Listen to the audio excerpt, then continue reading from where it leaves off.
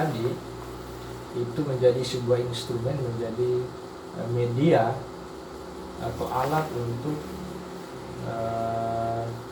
lintasan sebuah gambaran, menjadi lintasan sebuah gambaran realitas untuk masuk ke dalam rasio. Ya, rasio 1 ini adalah rasio sebagai alat. Rasio sebagai alat, dia berfungsi sebagai apa? Dia berfungsi untuk menyimpan. Ya, jadi rasio sebagai alat, rasio 1 dia hanya menyimpan apa yang diindrai. Ya, jadi mata itu dia mengantar gambaran realitas. Ya, dia mengantar bayangan atau dia mengantar gambaran daripada realitas itu untuk diantarkan ke dalam rasio, dan di dalam rasio itu berfungsi untuk menghikayah. Dia menyimpan, kemudian dia menghikayahkan. Ya, dia menyimpan, memisahkan atau mengurai. Ya, mengkategorikan. Memisahkan sama kategori beda. Memisahkan, memisah atau mengurai, mengkategorikan atau mengelompokkan. Oh iya. Mana kategori-kategori kayu, ya kan? Yang dilihat misalnya yang dia itu baju, ada jaket, ada topi, tapi akal sebagai rasio itu mengkategorikan. Iya. Oh ini kain ini, bahan lima kain, ya. Yang kemudian dia berfungsi sebagai pemisah. Di dalam kain atau di dalam baju atau di dalam spidol misalnya dia memisah. Dia pisah warna hitam, dia pisah warna putih, dia pisah tutupannya, dia pisah apa lagi? Banyaklah yang dia urai di sini. Tintanya. Ya, nah, tintanya dia urai di sini.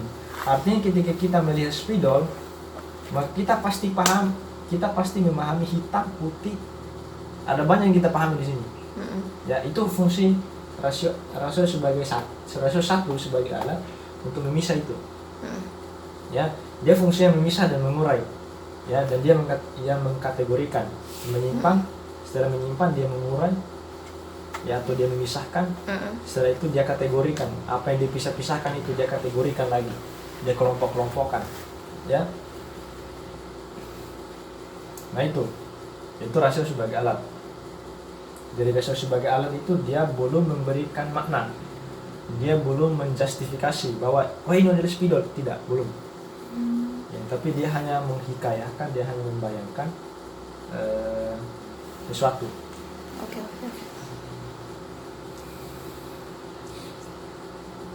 Nah itu ya. Jadi ada dua realitas. Ada realitas eksternal yang berhubungan dengan panca indera. Ada realitas internal yang berhubungan dengan rasio. Ya, ada spidol eksternal, ada spidol internal. Spidol eksternal disebut sebagai spidol yang partikular. Spidol internal disebut sebagai spidol yang universal. Ya, yang konsep-konsep secara umum itu sudah disimpan di dalam rasio, sehingga ketika saya menyuruh si fulan untuk membeli spidol, maka ia pasti bisa membayangkan spidol, dan dia pasti membeli, mungkin bisa jadi membeli jenis spidol yang lain. Ya, karena spidol kan banyak itu. Ada jenis snowman, ada banyak lah. Ternyata yang saya maksud itu adalah spidol snowman, ya. Tapi yang dia beli spidol, misalnya spidol swallow misalnya, ya, spidol swallow. Tetapi karena dia punya konsep universal spidol di dalam pikirannya, ya, yang penting spidol, begitu. Karena saya juga mengatakan tolong beli spidol, saya tidak secara spesifik atau secara partikuler menyampaikan bahwa spidol snowman yang bentuknya begini, itu spidol partikuler. Oke, jadi di dalam instrumen pengetahuan kadang ada juga yang menyebutkan bahwa kitab itu sebagai alat.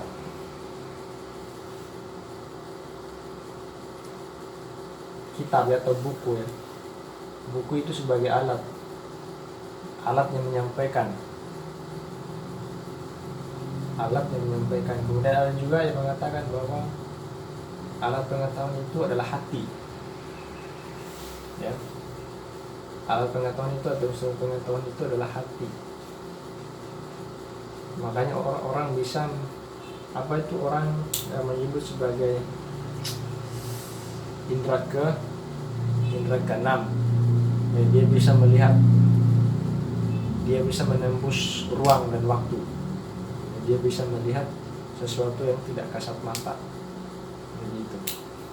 Tapi di dalam pengantar epistemologi Islam, Murtada Mutahari hanya menyebutkan indra dan rasio satu sebagai alat. Ya, ini indra ke rasio satu itu disebut sebagai hubungan ilmiah. Ya. Indra ke rasio satu itu disebut sebagai hubungan ilmiah. Ya. Di sini alam. Di alam itu sifatnya partikular. Ya. Dan di sini itu sifatnya universal.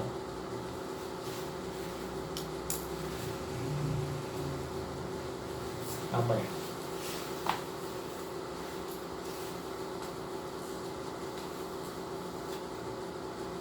Partikulir juga di sini. Ya. Jadi sebagai alat itu masih partikulir. Ketika misalnya saya menyebut baju, pasti yang terbayang dalam pikiran kita adalah pasti baju yang pernah kita lihat. Ya kan? Pasti baju yang pernah kita lihat.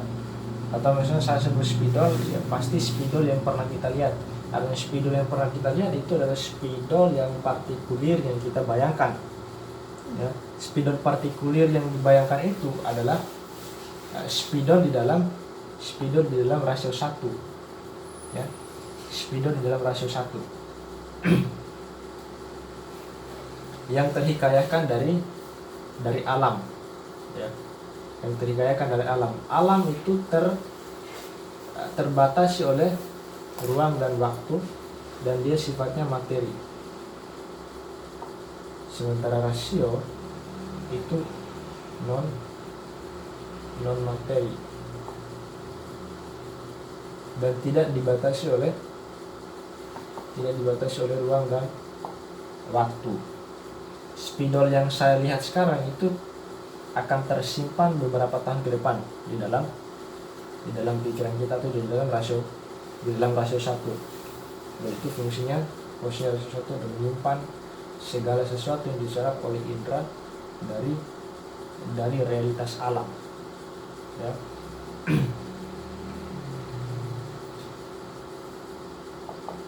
Nah, indra sebagai alat untuk mengantarkan ke rasio 1, nanti rasio 1 kemudian itu diolah oleh rasio 2 sebagai sumber.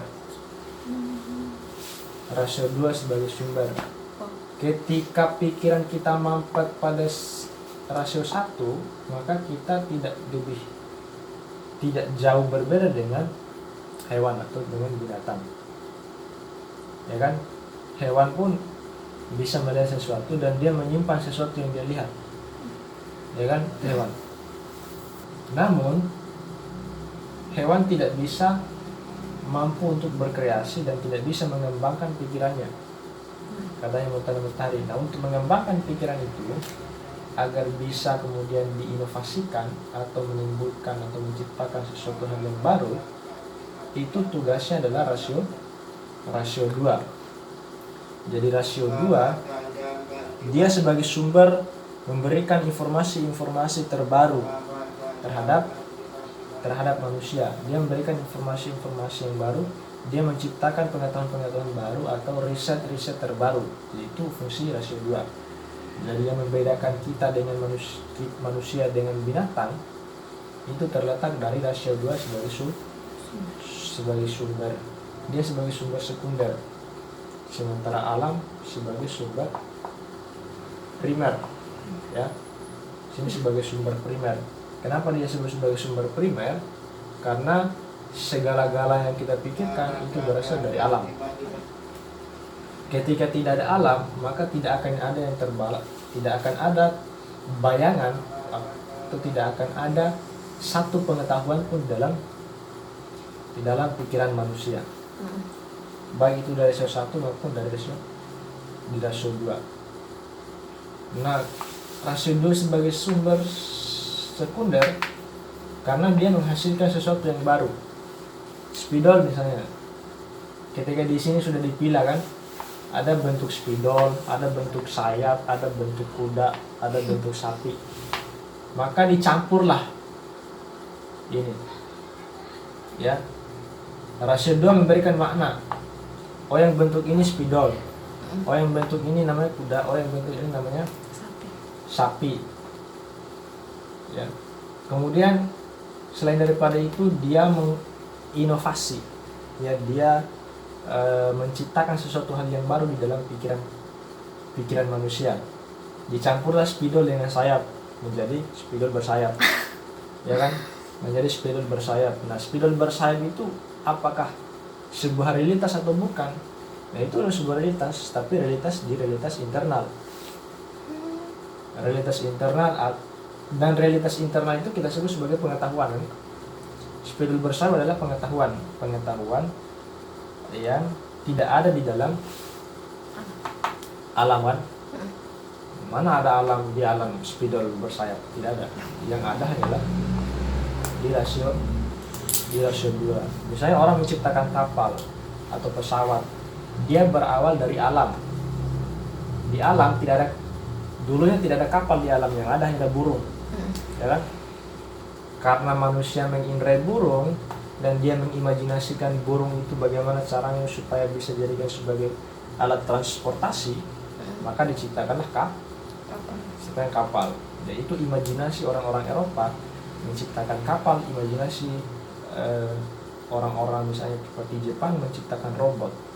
Dan bagaimana mengotomatisasikan sebuah industri atau pelayanan restoran, ya, ditransisi dari manusia menjadi berubah. Itu hasil imajinasi dari R2 atau rasio 2 sebagai sumber sekunder.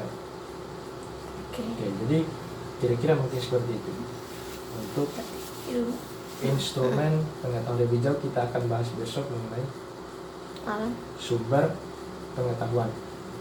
Ya, sumber pengetahuan alam dan rasio 2. Sekian, assalamualaikum warahmatullahi wabarakatuh.